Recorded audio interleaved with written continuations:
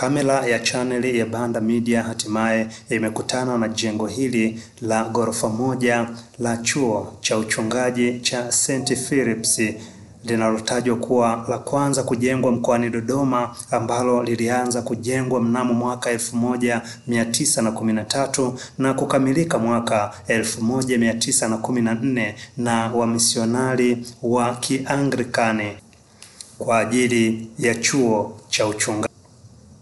Katika jengo hilo ambalo wakati huo upande wa juu lilitumika kama ofisi za utawala wa chuo cha St. Philips, au waweza kuliita kwa Kiswahili Mtakatifu Filipo.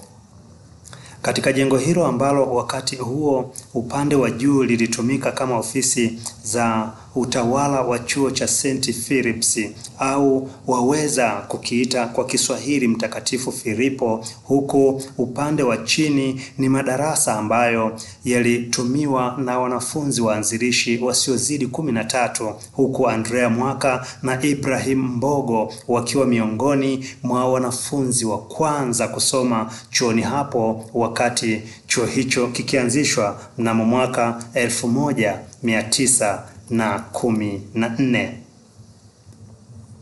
Jengo hilo la ghorofa moja lililopewa jina la kiongozi wa wamisionari hao la Westgate House, huku ikitajwa kuwa upande wa magharibi wa jengo hilo haukukamilika kutokana na vita ya kipindi hicho kati ya Uingereza na Wajerumani. Inasemwa kuwa kutokana na ukali wa vita hivyo, wamisionari kutoka Uingereza walilazimika kuyakimbia majeshi ya Wajerumani, kwani hata kiongozi wao, yaani Thomas Westgate, alikamatwa na kufungwa jela ya magereza ya huko mkoani Tabora mnamo mwaka 1915 na akaachiliwa mwaka 1916, ambapo wakati huo wote majeshi ya Wajerumani yaliweka kambi katika majengo hayo yaliyopo wilayani Kongwa kutokana na utulivu, kwani wakati huo hakukuwa na makazi ya watu katika eneo hilo. Hapa tunaye mkuu wa chuo hicho wa 27 tangu kuanzishwa kwake 1914, Canon Captain Agrippa Ndatila. Msikia akieleza, kudadavua na kutanabaisha mambo mbalimbali usiyoyajua kuhusu chuo hicho kilichopo katika vilima vya Mlanga wilayani Kongwa. Sasa kwa nini chuo hiki kilianzishwa? Baada ya wamishonari kuja, waliona ya kwamba kuna umuhimu wa kuandaa wazalendo waweze kupeleka Injili. Sasa kitu cha kwanza ambacho walianza nacho, walipachagua eneo hili la Kongwa kuwa mission center kabla ya kuanzisha chuo. Kwa hiyo mwaka wa 1904 walikuja mahali hapa, wakachagua eneo hili na wakafanya kituo cha umishonari, kwamba wanapofanya kazi za umishonari waanzie hapa na kupeleka maeneo mengine ya Tanzania. Kwa hiyo wakajenga jengo ambalo naweza kusema ni la kwanza kabisa kujengwa mwaka wa 1904, na jengo hilo mpaka sasa lipo linaishi, linajulikana kama jengo la Bibi Burad. Sasa ilipofikia mwaka 1913, kuna missionary mmoja anaitwa Thomas Westgate kutoka Canada, akiungana na wamishonari wa CMS kutoka Australia, wakaona ya kwamba kuna umuhimu sasa wa kujenga chuo kwa ajili ya kuandaa wazalendo watakaopeleka Injili katika maeneo mbalimbali ya Tanzania. Sasa hapo kulikuwa na kituo kimoja cha utulivu Kiboliani.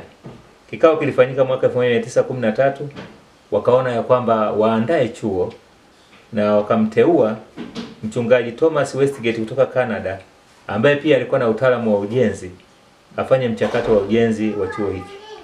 Kwa hiyo mwaka 1913 walianza ujenzi, na mwaka 1914 likakamilika gorofa ambalo kwa sasa hivi tunasema ni gorofa la kwanza kabisa kujengwa mkoani Dodoma, ambalo liko imara na lilijengwa kwa udongo na chokaa, lakini halijateteleka mpaka sasa. Kwa hiyo tuna jengo la kihistoria, gorofa la kwanza. Japokuwa nimesema kwamba kulikuwa na majengo mengine kama yale majengo ya kina Bibi Buradi ya mwaka 1904, lakini pia kulikuwa na majengo mengine yaliyojengwa baada ya majengo hayo. Kwa mfano tuna nyumba zetu zinaitwa Misonge, zilijengwa mwaka 1926. Tuna majengo mengine ya nyumba za Meredi yalijengwa mwaka 1957. Tuna chapo zetu hapa zilijengwa miaka 1966. Kwa tuna majengo mbalimbali ambayo yamejengwa ya kihistoria yaliyoko mahali hapa. Lakini pia katika kipindi hicho kulikuwa na majengo mengine. Mahali hapa ilianzishwa pia shule ya msingi ambayo watu wengi sana wamesoma. Mpaka sasa hivi ilihamishwa kwenda kijijini. Lakini kulikuwa na hospitali kubwa ya wamishonari ambayo hospitali hii baadaye walikuja kuihamisha. Na kihistoria pia inafahamika ya kwamba hospitali ya wilaya ya Kongwa chanzo chake ni hospitali iliyokuwa mahali hapa katika eneo hili. Kwa hiyo ni eneo muhimu sana hata katika historia ya wilaya hii ya Kongwa. Kwa hiyo chuo hiki kilianza kwa ajili ya kuwafundisha wazalendo watakao kwenda kuhubiri Injili. Lakini pia kuna miaka mingine ambayo chuo hiki kiliwahi kutumika kama chuo cha ualimu. Lakini baadaye zilipokuja masharti mengine ya Wizara ya Elimu ya Kikoloni wakati huo, basi wakasema hapana, tutatoa elimu ya ualimu, acha tubakie na kutoa elimu yetu ya dini.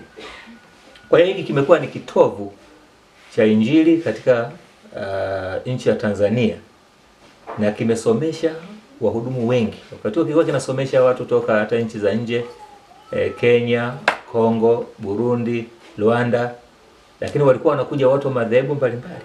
Walutheri walikuwa wanasoma hapa, wa Moravian walikuwa wanasoma hapa. Hata kuna nyumba yetu moja ambayo imejengwa na wa Moravian na tuwahi kuwa na mkuu wa chuo Moravian. Maana kuhudumia hata watu wa madhehebu ya aina mbalimbali. Wachungaji wengi wa kanisa Anglikana na hasa Law Church wengi wamepita hapa. Maaskofu maarufu wamepita hapa. Kwa hiyo kimekuwa ni chuo ambacho kimetoa viongozi muhimu wa kanisa Anglikana Tanzania na kimeendelea kudumu hadi sasa. Unaweza kutajia kwa uchache angalau baadhi ya maaskofu wakuu hapa nchini wa kanisa la Anglikana ambao wamewahi kupita hapa? Tuna askofu mkuu Donald Mtetemera alisoma hapa. Tuna maaskofu wa kina Madinda. Tuna maaskofu wa marehemu Mpango. Tuna maaskofu kina Muhogolo na maaskofu mbalimbali wengi ambao wamepita mahali hapa. Kwa hiyo wengi wamepitia mahali hapa na wamesoma hapa. Na sasa hivi chuo kinaendelea kutoa elimu. Na kwa mara ya kwanza chuo hiki kilijulikana kwa jina la Huron College, ambalo lilikuwa ni jina litokana na chuo alichosoma yule Thomas Westgate kule Canada. Na baadaye likaja kubadilishwa, chuo hiki kikaitwa CMS Training College, na jina la sasa lilianza mwaka 1951 kaitwa St. Philip's Theological College, ambacho chuo cha teolojia cha Mtakatifu Filipo. Chuo hiki katika maendeleo yake kimekuwa kikitoa elimu za aina mbalimbali. Tuliwahi pia hata kutoa degree, lakini baadaye ya michakato mingine ya kuanzisha kozi zingine, basi degree ikaonekana ifanyike mahali pengine. Na sasa chuo hiki kikabakia katika jukumu lake la kuandaa wahudumu katika ngazi ya cheti na ngazi ya diploma. Japokuwa sasa hivi tena nafikiri mwaka huu tupo kwenye kukamilisha michakato ya kuanza degree tena mahali hapa. Pole sana mkuu wa chuo cha St. Philip's Captain Agrippa Ndatila kutokana na kuuguza mguu uliosababishwa na ajali ya pikipiki hivi karibuni. Hakika Mungu akuponye mapema, uendelee kutupa maarifa ya kiuchungaji na kijamii. John Israel, Banda Media, Kongwa, Dodoma, Tanzania.